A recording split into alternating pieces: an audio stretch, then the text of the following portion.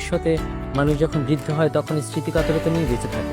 যখন আমি মামার কাছে গেলাম তখন আমার মামা বিভিন্নভাবে আমাকে জাহাঙ্গীরনগরের গল্প শোনাতেন। কাব্যরসের প্রতি আমাদের একটা বিমুখতা, এটা আসলে আমাদের একটা বিশেষ বিষয় থেকে বঞ্চিত করলো।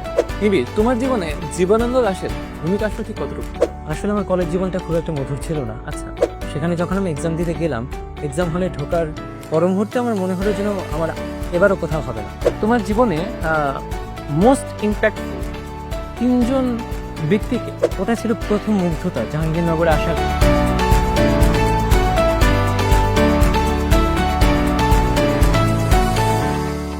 জীবনের গল্পগুলো সবসময় সরল হয় না। কারো জীবনে থাকে গ্রাম থেকে শহরের পথ চলা, কারো গল্পে থাকে হোস্টেল জীবনের নিঃসঙ্গতা। জীবন যখন বারবার ঠেলে দিয়েছে অন্ধকারে, তখন কেউ একজন আলো খুঁজে নিয়েছে সাহিত্যের পাতায়, অনুপ্রেরণা খুঁজে পেয়েছে জীবনানন্দের কবিতায়। কারো গল্পে বরগুনায় কাটানো শৈশব, আবার নটরডেম কলেজের অভিজ্ঞতা মিলেমিশে তৈরি করেছে অনন্য এক অধ্যায়। ক্যাম্পাস টু ক্যাম্পাস প্রোগ্রামের আজকের পর্বে আমরা শুনব জাহাঙ্গীরনগর বিশ্ববিদ্যালয়ের গণিত বিভাগে অধ্যয়নরত নাহিদ হাসান নিবিড়ের এমনই এক গল্প। নিবিড়, জি। তোমাদের ক্যাম্পাসে তোমার সবচেয়ে প্রিয় জায়গা কোনটা? আমার সব থেকে প্রিয় জায়গা হচ্ছে বোটানিক্যাল গার্ডেনের পাশে যে রাস্তাটা আছে, আচ্ছা ওই রাস্তাটা। আচ্ছা, ওটার দুপাশে ঘন জঙ্গল আছে এবং বেশ নির্জন। রাস্তাটাও প্রশস্ত। মূলত এই কারণে এই জায়গাটা আমার সব থেকে বেশি ভালো লাগে। তোমার কি নির্জনতা পছন্দ?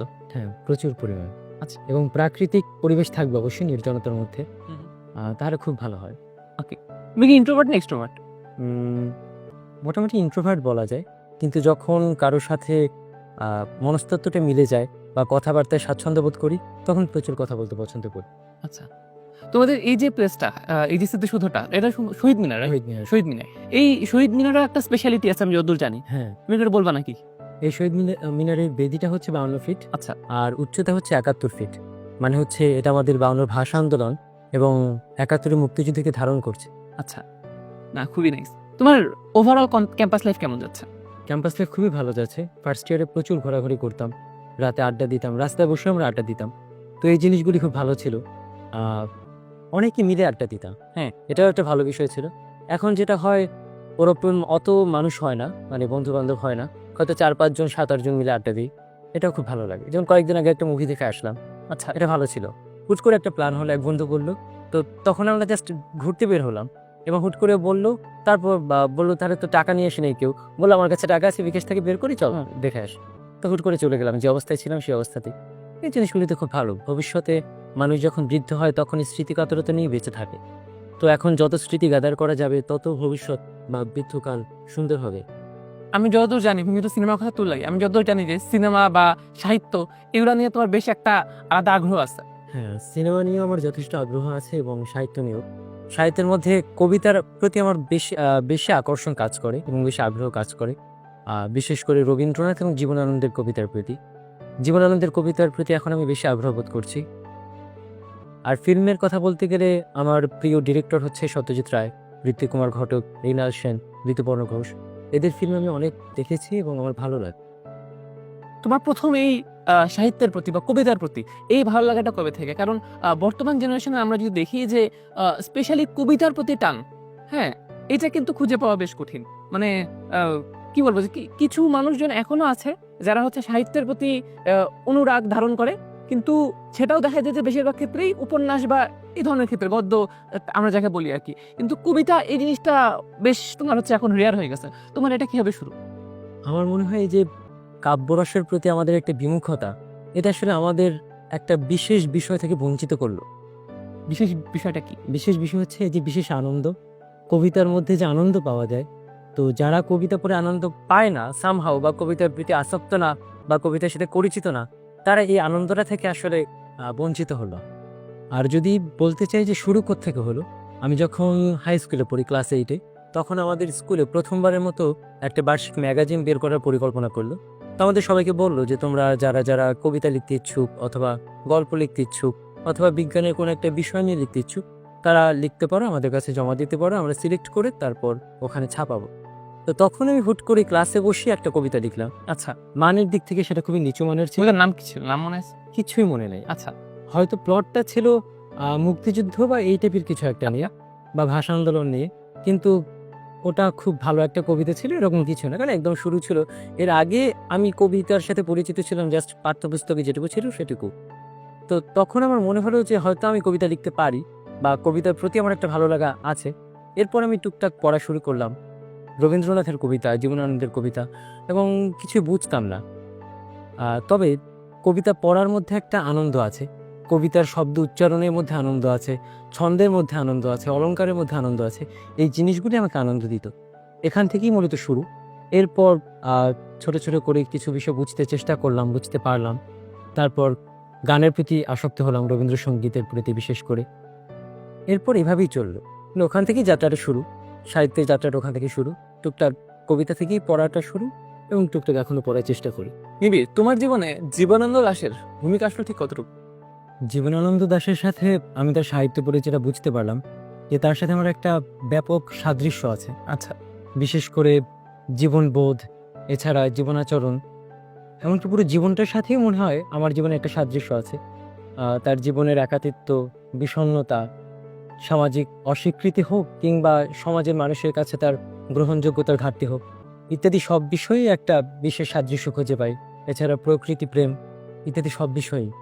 এজন্য আসলে জীবনানন্দের কবিতার প্রতি আমি বেশি আগ্রহ অনুভব করি, এবং সম্ভবত জীবনানন্দের সাথে যেহেতু আমি নিজেকে মিলাতে পারছি, এই জন্য তার কবিতা পড়ে আমি সব থেকে বেশি আনন্দ খুঁজে পাই। তোমাকে তুমি কি একজন কমলালেবু বইটা পড়ছো? না, আমি এটা করি নাই। আচ্ছা, তোমাকে আমি একটু সাজেস্ট করলাম, যদি পড়তে পারো। এটা হচ্ছে শাহাদুজ্জামানের লেখা, জীবনানন্দ দাশের জীবনের উপরই। হ্যাঁ, তো মানে এটা মানে আমি নিজে খুব বেশি কবিতা পড়ি এমন না, আমার ধারণা আমার এতটা যোগ্যতা হয় না কবিতা বোঝার মতো। কিন্তু এই জীবনানন্দ দাশের এই জীবনীটা পড়ে আমাকে আর কি এটা বেশ ব্যাপক কি বলবো নাড়া দিচ্ছিল আর কি।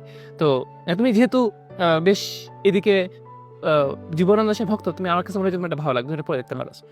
আর তোমার সাহিত্য নিয়ে আমরা কথাবার্তা বললাম, তোমার সাহিত্য অনুরাগ নিয়ে। আমি একটু তোমার ছোটবেলায় একটু যেতে চাই, যে তোমার ছোটবেলা নিয়ে একটু বলো, যে তুমি তোমার কিভাবে বেড়ে ওঠা, কোথায় বেড়ে ওঠা, এগুলো নিয়ে একটু বলো। আচ্ছা, আমার জন্ম হচ্ছে বরিশালে। বরিশালের বরগুনায় হচ্ছে আমাদের গ্রামের বাড়ি। তো ওখানে আমার বেড়ে ওঠা, শৈশবকালটা ওখানেই কাটিয়েছি। 10 বছর, 8 বছর বয়স অব্দি, 8 বছর বয়স অব্দি ওখানে ছিলাম। আহ, আমার মনে হয় আমার যে শৈশবকালের একটা অংশ ওখানে আমি কাটালাম, এটা আমার জীবনে একটা বড় আশীর্বাদ। আচ্ছা, কারণ হচ্ছে তখন প্রকৃতির সাথে আমার একটা বিশেষ সম্পর্ক গড়ে ওঠে, যে জিনিসটা আমি যখন ঢাকায় আসলাম, বড় হলাম, কলেজে পড়লাম, এমনকি এখন ভার্সিটিতে পড়ছি, ওই স্মৃতিচারণগুলি আমাকে এখনো অন্যভাবে ভাবার, এবং আমার মনে হয় ওই জীবনগুলো খুব সুন্দর ছিল। যদি আমি ঢাকার শহরে ওই সময়টা কাটাতাম, তাহলে হয়তো ব্যাপারগুলো ওরকমভাবে আমাকে নাড়া দিত না। বিশেষ করে প্রকৃতির যে বিষয়গুলি, ওইগুলি হয়তো ওভাবে নাড়া দিত না। তোমাদের তুমি যেখানে বড় হয়েছো, তোমার জন্ম যেখানে, তুমি সেখানে কত বছর পর্যন্ত ছিলে? 8 বছর বয়স। 8 বছর পর্যন্ত। ওটা কি একেবারে গ্রামের মধ্যে? হ্যাঁ, একদম গ্রাম।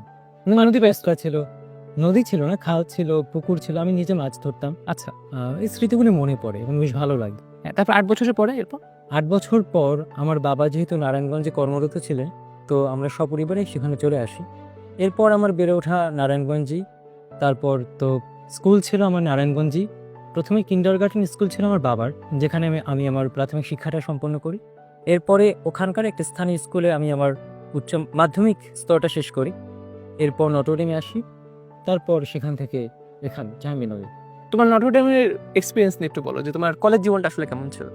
আসলে আমার কলেজ জীবনটা খুব একটা মধুর ছিল না। আচ্ছা, এর কারণ ছিল, আমি যেহেতু বড় হয়েছি শুধুমাত্র পড়াশোনা এবং ঘরোয়া জীবন নিয়ে, যে কারণে সামাজিক মানুষদের সাথে মেলামেশা, বন্ধুদের সাথে আড্ডা, এই জিনিসগুলির সাথে আমি অভ্যস্ত ছিলাম। তো যখন আমি নটরডেমে চলে আসলাম এবং সেখানে হোস্টেলে থাকা শুরু করলাম, তখন আমার খুব লনলি ফিল হতে থাকলো। আচ্ছা, আমার মনে হচ্ছিল আমি খুব একা, এবং এই জন্য একটা প্রচুর প্রচুর ভয়ঙ্কর ডিপ্রেশনের মধ্যে ছিলাম, যে জিনিসটার জন্য আসলে নটরডেমের জীবনটা আমার জন্য খুব একটা স্বাচ্ছন্দ্যজনক ছিল না। হুম। এরপর তোমার হচ্ছে অ্যাডমিশন জার্নি, রাইট? মানে অ্যাডমিশন জার্নি নিয়ে বলো, যে তোমার ওই সময়টা আসলে কেমন ছিল। এবং আমি যতদূর জানি যে তোমার অ্যাডমিশন মোস্ট প্রবাবলি ওই সময়টা করোনার মধ্যে পড়ছে, বা করোনার পর নাকি?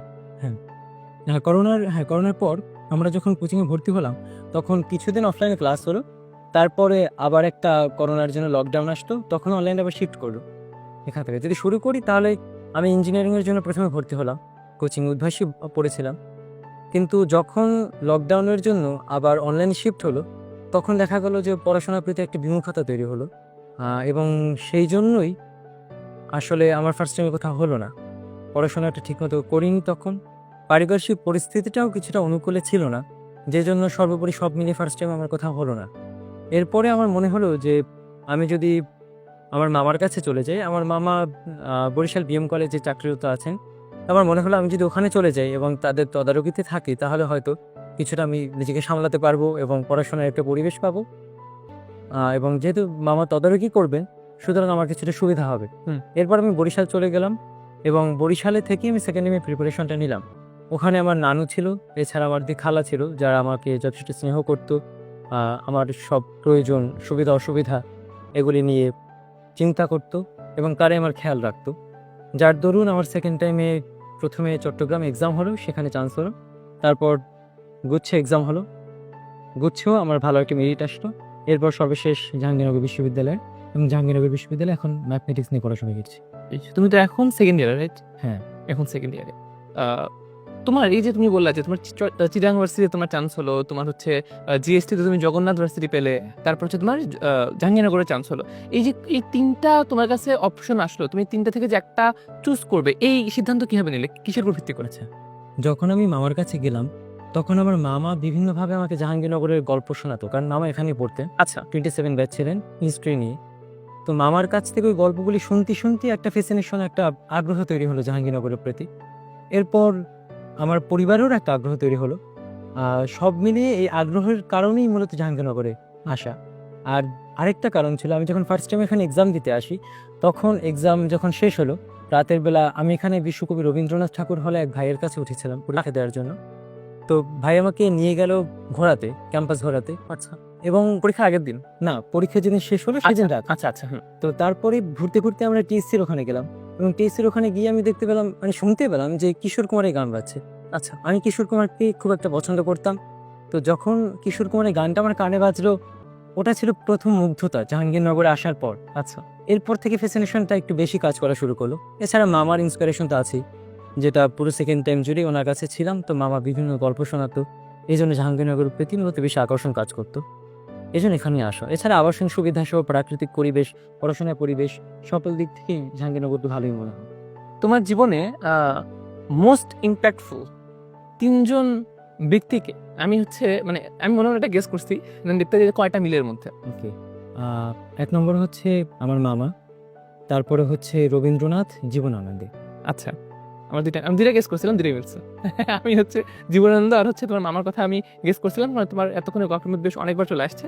তো আচ্ছা, তুমি প্রতিজন থেকেই তুমি বলো যে তাদের কোন একটা জিনিস তোমাকে অনেক বেশি অনুপ্রাণিত করছে, অনেক বেশি প্রভাবিত করছে, একটা করে জিনিস প্রত্যেকের। তিনজনের থেকে একটা একটা করে। হ্যাঁ। আমি যখন বরিশালে ছিলাম মামার কাছে, তো পড়াশোনার ফাঁকে হোক বা খাবার টেবিলে হোক, মামা বিভিন্ন বিষয় নিয়ে আলোচনা করতো। জগৎ জীবনের বিভিন্ন ঘটনা নিয়ে, মানব চরিত্র নিয়ে ইত্যাদি বিভিন্ন বিষয়ে তার বিশ্লেষণ ছিল, যেগুলি আমাকে একটা নতুন দৃষ্টিভঙ্গির দিকে নিয়ে যায়। আমি নতুনভাবে ভাবতে শুরু করি, নতুনভাবে দেখতে শুরু করি, নতুনভাবে পর্যবেক্ষণ করতে শুরু করি। এই জন্য মামার একটা বিশেষ ভূমিকার কথা বললাম। মানে মামার মূল ভূমিকাটাই ছিল আমার যে অন্তর্গত একটা পর্যবেক্ষণ ক্ষমতা আছে, এটার গোড়াপত্তন শুরু করা। এটা আমার মামার কারণেই মূলত আমি নতুনভাবে ভাবতে শুরু করলাম। আর আমি একটু এখানে ইন্টারাপ্ট করি তোমাকে, যে মানে তোমার সাথে যখন আমি কথা বলছি, তখন আমি মানে অনেক বড় একটা কি বলবো, যে অন্যান্য মানুষের সাথে অনেক বড় ডিফারেন্স দেখতে পারি। যে অন্যান্য মানুষজন যেভাবে চিন্তা করে, যেভাবে কথা বলে, হ্যাঁ, তাদের হচ্ছে জীবন দর্শন যেরকম, তোমারটা বেশ অনেক রকম আলাদা। হ্যাঁ, এবং তোমার কথা শুনে আমি যতটা বুঝতে পারছি যে তোমার এই যে অন্যদের থেকে একটু আলাদা হওয়া, কথা বলার ভঙ্গিমার মাধ্যমে অথবা নিজের জীবন দর্শনের মাধ্যমে, এটার একটা বড় কি বলবো ভূমিকা হচ্ছে তোমার মামা পালন করছে। হ্যাঁ, মামার সাথে বিভিন্ন বিষয় নিয়ে আলোচনা করার মাধ্যমে, তার বিভিন্ন বিষয় সম্পর্কে মতামত শোনার মাধ্যমে, বিশ্লেষণ, পর্যবেক্ষণ ইত্যাদি জানার মাধ্যমেই মূলত আমার মধ্যে এই চেতনাটা তৈরি হয়েছে। হ্যাঁ, বাকি দুজন? বাকি দুজন রবীন্দ্রনাথের মাধ্যমে মূলত আমার কাব্যপ্রীতি এবং সাহিত্যপ্রীতি শুরু। আচ্ছা। এই জন্য হচ্ছে রবীন্দ্রনাথ। এছাড়া সঙ্গীতের শুরুটাও রবীন্দ্রসঙ্গীত থেকে, সঙ্গীতের প্রতি অনুরাগের শুরুটা। আর জীবনানন্দ থেকে হচ্ছে তার কবিতার মাধ্যমে, তার জীবন বোধের মাধ্যমে, তার প্রাকৃতিক প্রেমের মাধ্যমে। এই যে এই বিষয়গুলি কবিতায় ফুটিয়ে তোলা এবং গভীরভাবে ভিতরটাকে আলোড়িত করা, আন্দোলিত করা, এই জিনিসগুলির কারণে জীবনানন্দকে আমি 3 নম্বরের স্থানে বা এর মধ্যে আমি রাখলাম। তোমার এই যে তোমার জীবন দর্শনে বা কথা বলার স্টাইলের মধ্যে এই যে একটা ডিফারেন্স আছে, যে তুমি খুবই শুদ্ধ ভাষায় কথা বলো, খুবই শুদ্ধ বাংলায় কথা বলো, যেটা আমি সহ আমাদের জেনারেশনের বেশি মানুষ বলতে পারি না। দেখা যাচ্ছে আমরা 10টা কথা বলে 10টা কথার মধ্যে 2-3 আমাদের মধ্যে ইংলিশ ওয়ার্ড চলে আসে। তুমি এই যে এত সুন্দর করে কথা বলার যে কি বলবো যে ভঙ্গিমা বা স্টাইল, হ্যাঁ, এটা কি তোমার আয়ত্ত করা নাকি এটা হচ্ছে তোমার চলে আসছে নিজে থেকে? একটা চেষ্টা তো সব কাজে লাগে, কিন্তু আমার যেটা মনে হয় যে ভিতর থেকে একটা তাড়না আমি অনুভব করেছি, যার জন্য এরকমভাবে হয়তো কথা বলতে আমি শিখে গেছি। তবে মূল ইস্যুটা ছিল সাহিত্যপ্রীতি। সাহিত্য যেমন কবিতা পড়লে অনেক শব্দ আসে, যেগুলি এই শব্দগুলির মধ্যে একটা শিল্প থাকে, শব্দ উচ্চারণের মধ্যে একটা আনন্দ থাকে।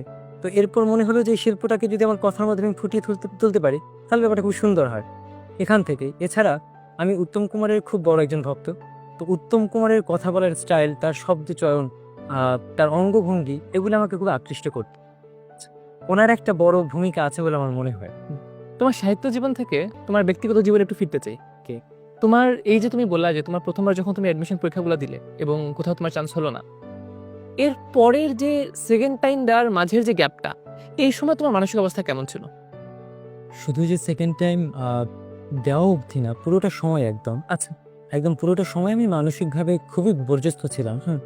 কারণ যেহেতু আমি মোটামুটি ভালো ছাত্র ছিলাম স্কুল লাইফ থেকে, তো এরকম একটা পরিস্থিতিতে গিয়ে দাঁড়ানো, যেখানে আমার কোথাও চান্স হলো না এবং আমার আত্মীয়স্বজন আছে, প্রতিবেশী আছে, টিচাররা আছে স্কুল কলেজে, তো এরা ব্যাপারটাকে কীভাবে নিচ্ছে, আমাকে জিজ্ঞেস করলে যে আমি লজ্জিত হচ্ছি, কোথায় পড়ছি ইত্যাদি বিষয়ের কারণে একটা তীব্র মানসিক অশান্তির ভিতর দিয়ে পুরোটা সময় যাচ্ছিল। কিন্তু যেহেতু আমি মামার বাড়িতে ছিলাম, সেই জন্য ব্যাপারটা পুরোটাই অন্তর্গত ছিল মানুষের যে কথাবার্তা, টিটকারি বা এই জাতীয় যা কিছু থাকুক, এই জিনিসগুলির সম্মুখীন আমাকে হতে হয়নি। আমার পরিবারও আমাকে এভাবে কোনো কথা কখনো বলেনি। তারা যথেষ্ট সাপোর্টিভ ছিল, আমাকে বলতো চেষ্টা চালিয়ে যা, সেকেন্ড টাইম দে। এবং মামারাও তাই করতেন, আমার খালারা ছিলেন, তারাও সবাই যত্নই করতেন। কিন্তু আমার ভিতরে একটা সময় দেখা গেল যে আত্মবিশ্বাসের প্রচুর একটা ঘাটতি তৈরি হলে মনে হচ্ছিল যেন আমার আর কোথাও হবে না, এরকম একটা পরিস্থিতি তৈরি হলো। এমনকি আমার প্রথম যে এক্সাম হলো চট্টগ্রাম বিশ্ববিদ্যালয়, সেখানে যখন আমি এক্সাম দিতে গেলাম, এক্সাম হলে ঢোকার পর মুহূর্তে আমার মনে হলো যেন আমার এবারও কোথাও হবে না। কিন্তু যখন আমি এক্সাম দিলাম, তখন আমার মনে হলো যে এবার হয়ে যাবে। এক্সাম দেওয়ার পরেই কনফিডেন্সটা ফিরে আসলো। এরপরে চট্টগ্রামে হলো, চট্টগ্রামে আরও 2 ইউনিট আমি এক্সাম দিয়েছিলাম, সেখানেও হলো। এরপরে গুচ্ছে পরীক্ষা আসলো, গুচ্ছে পরীক্ষা দিলাম, গুচ্ছেও হয়ে গেল, 958 সিরিয়াল এসেছিল। এরপরে জাহাঙ্গীরনগরে এক্সাম ভালো হয়নি, কারণ হচ্ছে টাইম ম্যানেজমেন্ট নিয়ে আমার সমস্যা হচ্ছিল। তখন আমার মনে হলো যে অ্যাডমিশন পিরিয়ড একটা গুরুত্বপূর্ণ কাজ হচ্ছে প্রস্তুতির সময় যে বারবার পরীক্ষা দেওয়া, এতে সময় সম্পর্কে একটা ভালো জ্ঞান তৈরি হয়। সময় জ্ঞানটা থাকা খুবই জরুরি। বিশেষ করে রাজশাহী বিশ্ববিদ্যালয় এবং জাহাঙ্গীরনগর বিশ্ববিদ্যালয়ে কোশ্চেনগুলি সময়ের তুলনায় একটু কঠিন হয়, লেন্দি হয়। এই জন্য সময় ম্যানেজমেন্টটা যদি ভালো মতো জানা থাকে, তাহলে এক্সাম দিতে একটু সুবিধা হয়। কিন্তু এই জন্য এক্সামটা ভালো না হওয়ার কারণেও ওয়েটিংয়ে ছিলাম, এবং ওয়েটিং থেকে জাহাঙ্গীরনগর ম্যাথমেটিক্স আসলো। এর আগে আমি ছিলাম চট্টগ্রাম বিশ্ববিদ্যালয়ে ভর্তি ছিলাম কেমিস্ট্রিতে, তারপর সেটা ক্যান্সেল করে জাহাঙ্গীরনগরে চলে আসতাম। আচ্ছা, তুমি 3 জায়গার কথা বললে যে তোমার চান্স হয়েছিল, চট্টগ্রাম ইউনিভার্সিটি, জগন্নাথ এবং জাহাঙ্গীরনগর। 3 রেজাল্টের মধ্যে কোন রেজাল্টটা তোমার কাছে সবচেয়ে বেশি আনন্দের ছিল? অবশ্যই চট্টগ্রাম প্রথম ছিল এই জন্য? হ্যাঁ, চট্টগ্রামে আমার মেরিট আসলো 464, এবং আমি তখন 5 মার্ক কেটে কিন্তু মেরিটটা আসলো। সেকেন্ড টাইম দিয়ে। এবং আমার একটা টেনশন ছিল যে 5 মার্ক যেহেতু কাটা যাবে কি না কি হয়, কিন্তু আমি খুব কনফিডেন্ট ছিলাম যে হয়ে যাবে এবার, এবং সেটা হলো।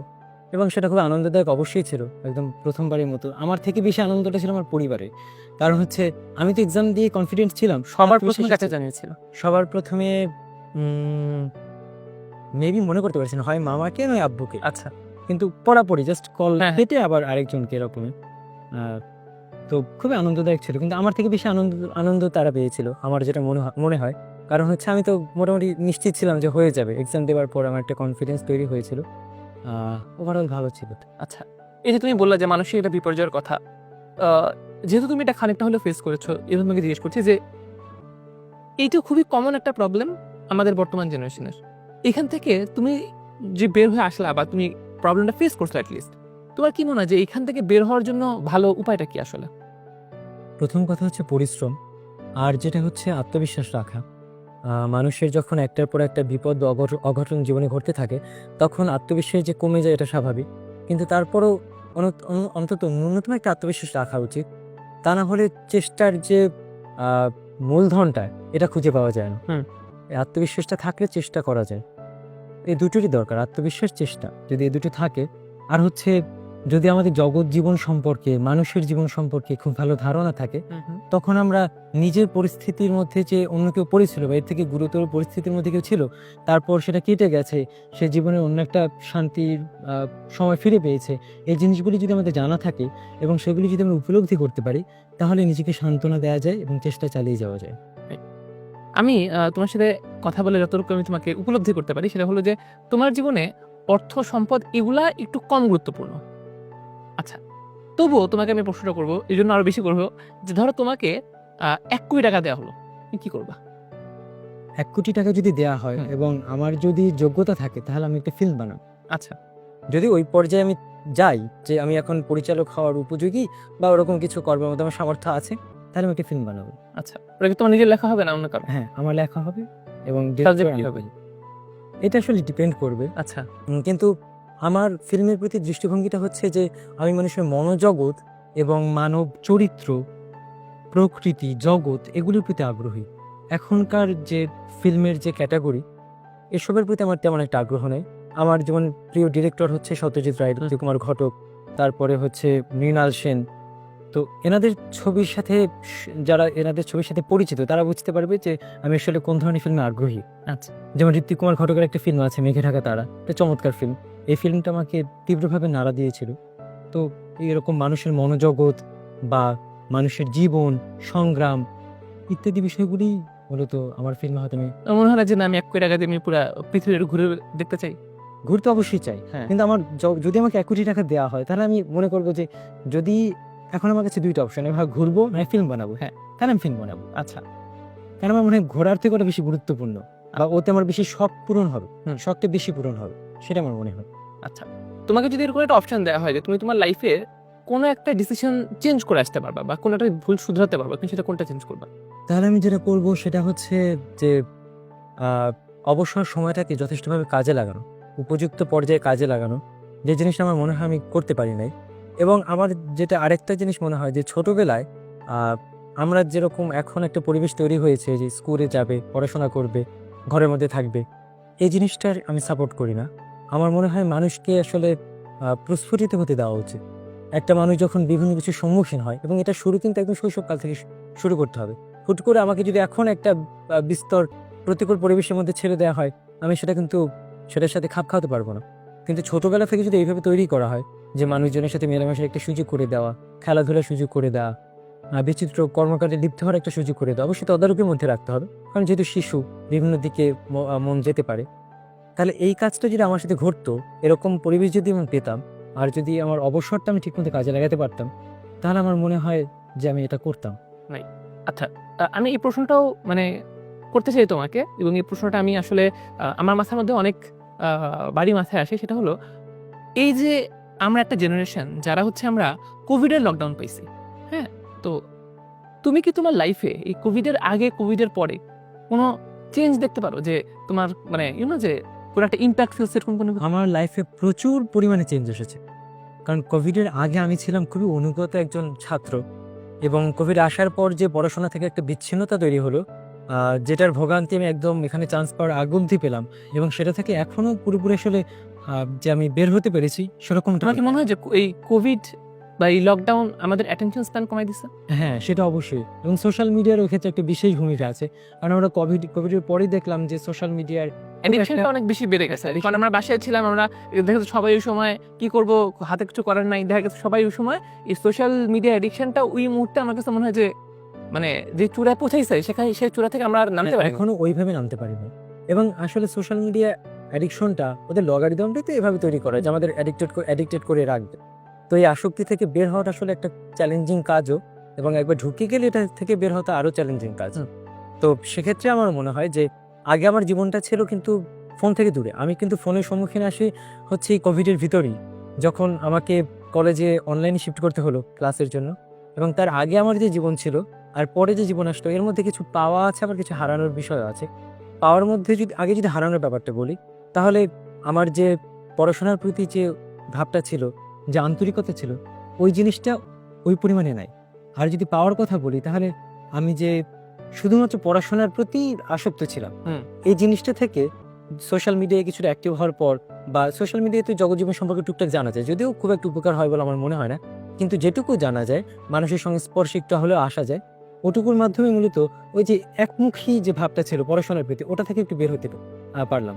এই জন্য মনে হয় যে একটু লাভ হয়েছে, কিন্তু ওভারঅল লাভ হয়েছে বলে আমার মনে হয় না। কারণ এটা অন্য কোনো ঘটনার মাধ্যমে ঘটতে পারতো, যেমন আমি কলেজে গেলাম, তখন আমি কোনো ভালো মানুষের সংস্পর্শে আসলাম, ভালো বন্ধুদের সংস্পর্শে আসলাম, বা যেমন মামার কথা বললাম, বা ভার্সিটিতে এসে কোনো ভালো টিচার বা বন্ধুদের সংস্পর্শে আসলাম, তখন তাদের কথাবার্তা, দৃষ্টিভঙ্গি, চিন্তা চেতনা আমাকে পরিবর্তন করলো, এ ধরনের সাথে ভালো হতো। রাইট। আচ্ছা নিবিড়, তোমাকে যদি একটা সুযোগ দেওয়া হতো যে তুমি টাইম মেশিনে করে যে কোনো একটা সময়কালে যেতে পারবে, সেটা অতীত হতে পারে, ভবিষ্যৎ হতে পারে, তুমি কোনটা বেছে নিবে? আমি বেছে নেব অতীতে যাওয়ার সিদ্ধান্তটা। আচ্ছা। কারণ আমার মনে হয় মাঝে মধ্যে যে আমার জন্ম যদি 1920-এর কোনো একটা সময় হতো, তাহলে খুব সম্ভবত ভালো হতো। কারণ তখন যেরকম সাহিত্যের একটা নবজাগরণ চলছিল, যদি 1920-এর দশকে জন্ম হতো, মানে ওই সময়টাতে, তাহলে দেখা যেত আমি বড় হতে হতে যে সময়টা এসে পৌঁছতো, সেখানে সাহিত্যের একটা নবজাগরণের সময় ছিল, একই সাথে ফিল্মের একটা নবজাগরণের সময় ছিল। যেহেতু আমার এই দুই বিষয়ে একটা তীব্র আকাঙ্ক্ষা কাজ করে, সেই হিসেবে আসলে ওই সময়টা হয়তো আমার জন্য ভালো হতো। আচ্ছা, তুমি ভবিষ্যতে গিয়ে, হ্যাঁ, ফিউচারে হচ্ছে সভ্যতা কোথায় যাচ্ছে, টেকনোলজি কোথায় যাচ্ছে, এই জিনিসগুলা দেখার তোমার প্রতি আগ্রহ কম? হ্যাঁ, আসলে টেকনোলজির প্রতি আমার খুব একটা আকর্ষণ কাজ করে না। আচ্ছা, সত্যি কথা বলতে ওই যে সাহিত্য, ফিল্ম ইত্যাদি নিয়ে বেশি আগ্রহ কাজ করে। আচ্ছা নিবিড়, তোমার জীবনে এমন কোনো ঘটনা বা তোমার নিজের এমন কোনো সিদ্ধান্ত যেটা তুমি মনে করো যে তোমার লাইফে খুব পজিটিভলি ইম্প্যাক্ট করছে, এমন কি আছে? আসলে এরকম যে ব্যক্তিগত সিদ্ধান্ত কোনো একটা নিয়েছিলাম, ঠিক সেরকম কোনো ঘটনার কথা মনে পড়ছে না। কিন্তু যেটা মনে পড়ছে সেটা হচ্ছে যে মামার সাথে যে একটা দীর্ঘ সময় কাটালাম, এটা ফরচুনেটলি যেভাবে ঘটুক না কেন, আমার মনে হয় এটা আমার জীবনে একটা উল্লেখযোগ্য প্রভাব রাখবে ভবিষ্যতে, এবং এখনো সেটা আমি অনুভব করতে পারছি। আচ্ছা আচ্ছা, তুমি পড়াশোনা করছো গণিত নিয়ে, হ্যাঁ, গণিত হচ্ছে যুক্তির একটা সাবজেক্ট, রাইট? লজিক দিয়ে পুরো জিনিসটা চলে। আমরা নর্মালি বলি যে হ্যাঁ, যে আমাদের যে সাহিত্য, এই জিনিসটা হচ্ছে নর্মালি কি বলবো, যে আবেগ বা ইমোশন, এটাকে মেইনলি ধারণ করে। তো এখানে কি একটা কোনো ব্যারিয়ার আছে কিনা, যে তোমার পড়াশোনা যুক্তি নিয়ে, আবার তোমার মানে কি বলবো, তোমার পছন্দের জায়গা হচ্ছে আবেগ বা ইমোশন ধারণ করে এমন জিনিসপাতি, তো তোমার কি মনে হয় যে তুমি সামনে যখন তুমি যাবা, এটার মধ্যে আসলে কোনো ডিফারেন্স আছে নাকি সিমিলারিটিজ আসলে বেশি? কনফ্লিকশন তৈরি হয়, কারণ ম্যাথমেটিক্সের অধিকাংশ বিষয় আমাদের থিওরিটিক্যাল পড়তে হয়, তো ওর সাথে বাস্তব জীবন, মানুষের অভিজ্ঞতা, ইতিহাস, দর্শন ইত্যাদির কোনো সাদৃশ্য নাই। বস্তু জগতের একটা বিশ্লেষণ বলা চলে ম্যাথমেটিক্সের মাধ্যমে, কিন্তু আবার ম্যাথমেটিক্সে ফিজিক্সের মতো অতটা বিস্তারিতভাবেও আমাদেরকে বস্তু জগৎ ব্যাখ্যা করে দেয় না। যে জন্য ম্যাথমেটিক্সকে যেরকম মনে হয় সাধারণ দৃষ্টিতে যে একটা খণ্ড বিজ্ঞানের মতো, খণ্ড জ্ঞানের মতো, যেটা আসলে জ্ঞানের একটা অংশ, এটার অ্যাপ্লিকেশন যদি আমরা জানতে পারতাম তাহলে আমাদের জন্য আরেকটু আনন্দদায়ক হতো। তো এটার সাথে আসলে সাহিত্যের তেমন একটা সাদৃশ্য তো চোখে পড়ে না, মূলত কোনো সাহিত্যই চোখে পড়ে না। আর যেহেতু আমার আগ্রহটা ঠিক গণিতের বিপরীত কোনো একটা সাবজেক্টে, সেই জন্য একটা অনাগ্রহতে কাজ করে। আচ্ছা, না আমার ক্ষেত্রে যেটা হয় যে মনে করো আমি ইঞ্জিনিয়ারিং এ পড়াশোনা করছি, ইঞ্জিনিয়ারিং একই রকম, যে তোমার হচ্ছে যুক্তির উপর ভিত্তি করে চলে। আবার আমি নিজে পড়াই হচ্ছে উদ্ভাসে গণিত, হ্যাঁ, তো আমার লাইফ হচ্ছে অনেক ক্ষেত্রে এই যে যুক্তি জিনিসপাতি দিয়ে ঘেরা, হ্যাঁ, আমার লাইফে লজিকের স্থান আর কি বেশি। তো আমি যেটা ফিল করি, হ্যাঁ, বা আমার আশেপাশের কাছে মানুষজন যেটা ফিল করে, যে আমার জীবনে হচ্ছে আবেগ বা ইমোশনের জায়গা কম, হ্যাঁ। তো এখন মানে তুমি কি তোমার জীবনে এরকম ফিল করছো কিনা, যে ধরো কথার কথা যে গণিত পড়তে গিয়ে তোমার হচ্ছে এই যে আবেগ ইমোশনের জায়গা, হ্যাঁ হ্যাঁ, এরকম কিছু হয় না। আচ্ছা, যে গণিত পড়তে গিয়ে বা বিজ্ঞান পড়তে গিয়ে আমার আবেগের কোনো একটা ঘাটতি দেখা গেল, এরকম কোনো ঘটনা? আচ্ছা, মানে এখনো ওই তোমার যেটা পড়ার সাবজেক্ট সেটা এখনো ডমিনেন্ট ফোর্স হয়ে উঠতে পারে না, তাই তো? আচ্ছা, তোমার এমনি তাহলে লাইফ নিয়ে তোমার ফিউচার পরিকল্পনা কি? আমি মূলত এমন একটা জব সেক্টরে ঢুকতে চাই যেখানে আমি বেশ খানিকটা অবসর পাবো। এই জন্য আমার টিচিংটা খুব ভালো লাগে। আচ্ছা, এমনি তো আমার ছোটবেলা থেকে টিচিং এর প্রতি একটা আলাদা ফ্যাসিনেশন কাজ করে। তো আমার ইচ্ছা, আমি যদি ভবিষ্যতে কোনো একটা কলেজে টিচার হিসেবে ঢুকতে পারি তাহলে বেশ ভালো হয়। কারণ অধ্যাপনার ক্ষেত্রে একটা সুবিধা কি, প্রচুর সময় পাওয়া যায়। তখন এই সময়টা নিজেকে দেওয়া যায়, পড়াশোনা হোক বা উপভোগ হোক, উপলব্ধি হোক, জীবন নিয়ে ভাবা যায়, সবকিছু পর্যবেক্ষণ করা যায়, এই সুযোগটা তৈরি হয়। এছাড়া টিচিং সেক্টরে গেলে অনেক মানুষের সাথে পরিচয় ঘটে, তাদের জীবন ধারণ ইত্যাদি সম্পর্কে অনেক ধারণা পাওয়া যায়। এই জন্য মূলত এই সেক্টরটার প্রতি আমার একটা আকর্ষণ কাজ করে। আচ্ছা, তোমাকে যদি আলাদিনের চেরাগ দিয়ে 3টা তোমাকে হচ্ছে উইশ দেয়া হয়, তুমি কোন 3টা উইশ করবা?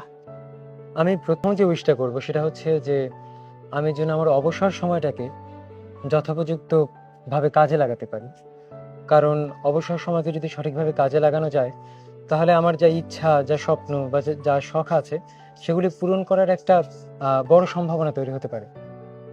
দ্বিতীয় ইচ্ছাটা হচ্ছে জগতে যে এত অশান্তি, হানাহানি, লোভ, লালসা, এই যে শান্তির এত অভাব, আমার দ্বিতীয় ইচ্ছাটা হবে যে জগতে যেন শান্তি বিরাজ করে সবসময়। আর তৃতীয় ইচ্ছাটা হবে যে মানুষ যে বিষয়ে বোঝে না, যে বিষয়ে জানে না বা যে বিষয়ে সে অজ্ঞ, এটা যেন সে উপলব্ধি করতে পারে। যে বিষয়ে আমার ধারণা নাই বা এই বিষয়টা সম্পর্কে আমি জানি না, সুতরাং এই বিষয় সম্পর্কে আমার মতামত দেওয়া উচিত না। আচ্ছা। এই জিনিসটা খুব বেশি ঘটে সমাজে, যে মানুষ খুব সহজেই কোনো একটা বিষয় সঠিকভাবে না জানা সত্ত্বেও, অনুধাবন করার অভাব সত্ত্বেও হঠাৎ করে কিছু একটা বলে ফেলে। আচ্ছা, তুমি আজ থেকে ধরো 10 বা 15 বছর পর নিজেকে কেমন অবস্থায়, কি অবস্থায়, কোথায় দেখলে তুমি নিজেকে সফল মনে করবা যে না? আচ্ছা, এটা তো একটা গোপন ইচ্ছার কথা।